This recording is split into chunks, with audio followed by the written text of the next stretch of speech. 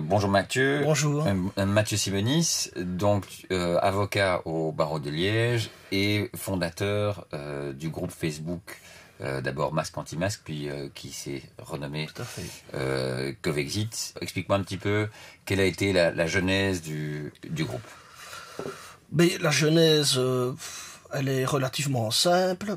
C'est vrai que je suis avocat, mais je suis avant tout citoyen. Et avec d'autres, notamment un ami d'enfance, on avait une certaine forme de colère, d'incompréhension par rapport au traitement sanitaire et au traitement médiatique qui nous était infligé à nous et à d'autres depuis maintenant 1 an. Et donc on a en juillet pris la décision de fonder un groupe. Au départ.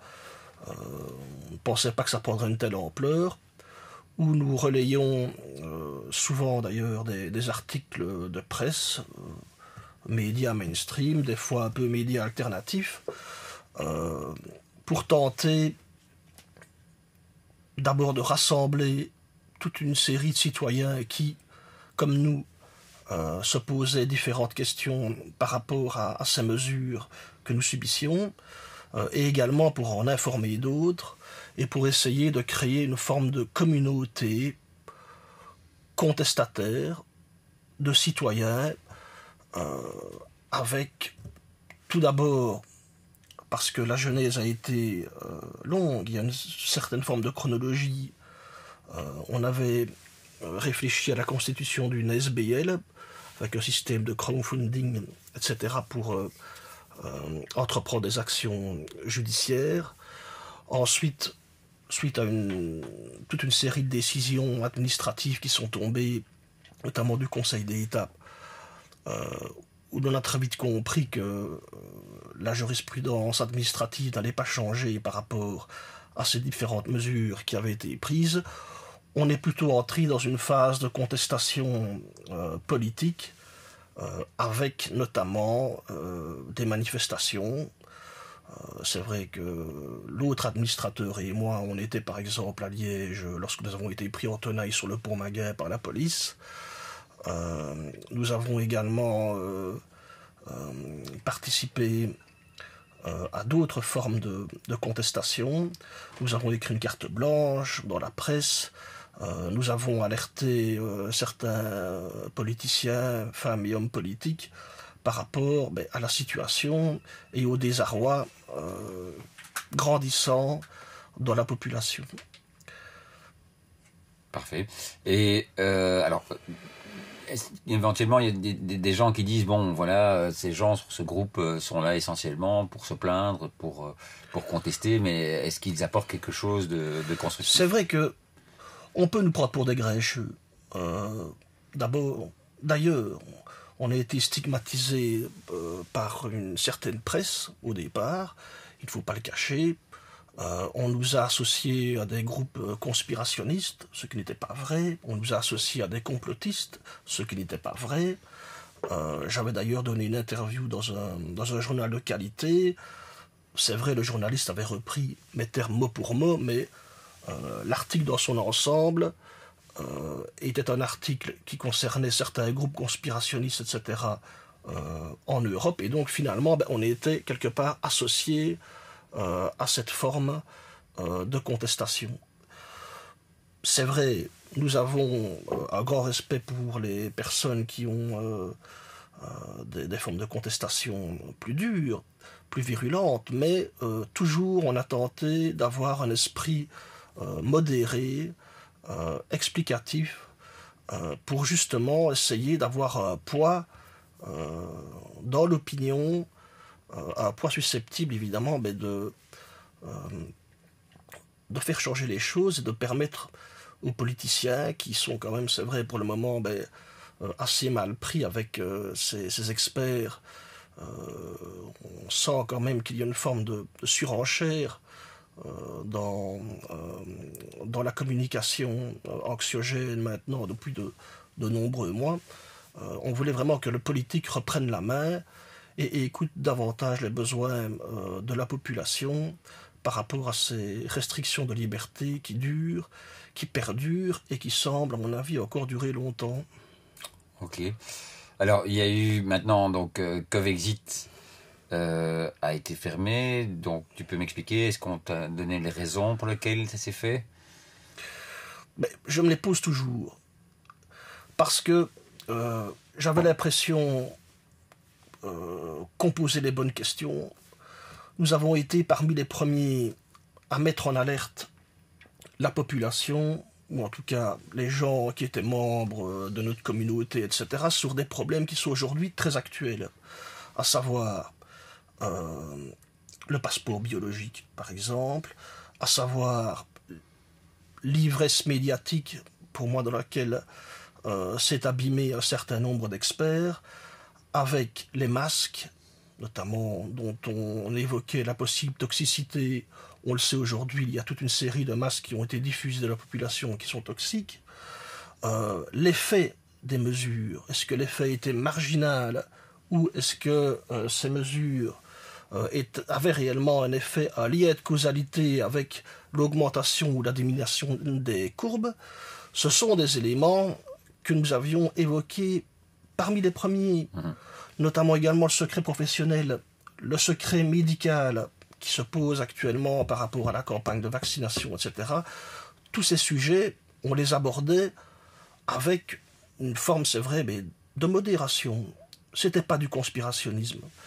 Et pourtant, nous avons atteint un rythme de croisière dans l'augmentation des membres jusqu'à 20 000. Et à partir de 20 000, Facebook nous a communiqué que notre compte était désactivé. Ce qui ne nous a pas forcément surpris parce que il y a quelques semaines, je savais que la multinationale américaine avait durci ses standards de publication en englobant notamment une possibilité de censure pour des groupes qui remettraient en question la politique des gouvernements dans la lutte contre la pandémie. Donc c'est très vaste. Ça veut dire que, à la limite, les personnes qui contestent gentiment les actions gouvernementales en disant je pense qu'il y a une stratégie alternative, que vous prenez des mauvaises décisions finalement en ne tenant pas compte des leçons du passé, etc. Eh bien, ce genre de contestation, qui est une contestation citoyenne, qui est une contestation d'ailleurs qui est recevable d'un point de vue scientifique, est englobée dans cette possibilité de censure qu'a cette multinationale. Alors, c'est particulier parce que on va nous dire évidemment vous êtes sur une plateforme privée, c'est une entreprise certes multinationale mais privée qui a des conditions générales auxquelles tous les membres adhèrent et donc quelque part vous n'êtes pas audible quand finalement vous venez pleurer parce que votre groupe a été supprimé. Je ne suis pas tout à fait d'accord. La liberté d'expression, la liberté d'opinion est garantie par la Convention européenne des droits de l'homme, par la Constitution, avec, c'est vrai, une possibilité pour les États de restreindre cette liberté d'expression. En Belgique, par exemple, on a des lois qui permettent ces restrictions, notamment en matière de négationnisme, de racisme, d'antisémitisme, ou encore plus récemment une loi par rapport à l'incitation, la discrimination, etc. Sauf qu'ici, c'est en matière sanitaire. Et il n'y a pas, en Belgique, c'est vrai, de loi qui impose des restrictions en matière de liberté d'expression dans des matières d'ordre public ou sanitaire. Et donc, on peut se poser la question de la légalité, finalement, de ces mesures unilatérales d'une société comme Facebook, à laquelle adhère une grosse majorité de Belges, qui proméritent des revenus par la publicité d'ailleurs en Belgique, donc qui diffuse également de la publicité en Belgique, qui a un siège en Belgique. C'est vrai que cette société, quelque part, donc, prend des libertés par rapport à cette liberté d'expression, cette cette possibilité d'exprimer son opinion qui me semble en contradiction avec des libertés constitutionnelles dont chaque Belge jouisse sur notre territoire. Voilà. En principe, oui. Alors, donc il y a quand même une réaction, c'est-à-dire qu'il y a un nouveau groupe qui a été créé, qui visiblement renaît un petit peu, toute la communauté, ou toute la communauté renaît de ses cendres. Oui, on a recréé quelque chose d'autre, évidemment. Quelle possibilité avions-nous? Faire une action judiciaire contre Facebook? Lente. On a choisi la facilité. On a recréé un même groupe sur la même plateforme qui s'appelle Covex Bis. C'est un nom à la fois amusant, à la fois rigolo, qui rappelle un peu le précédent nom qui s'appelait Covexit.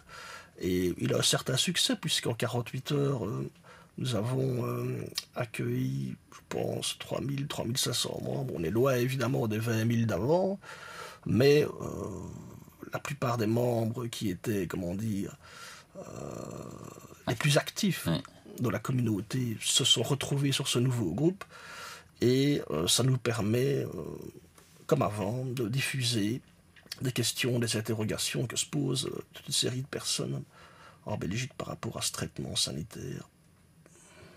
Ok, très bien. Bah, écoute, je souhaite une bonne chance au nouveau groupe. J'espère qu'il ne va pas être fermé trop vite, mais je présume que tant qu'il y a un certain nombre de membres qui restent encore relativement en dessous des 20 000, visiblement ça a l'air de passer. C'est au-dessus des 20 000 que ça commence à être dangereux, visiblement. Et voilà, ben on va se tenir au courant sur l'évolution de ce nouveau groupe. Merci. Je te remercie. Merci.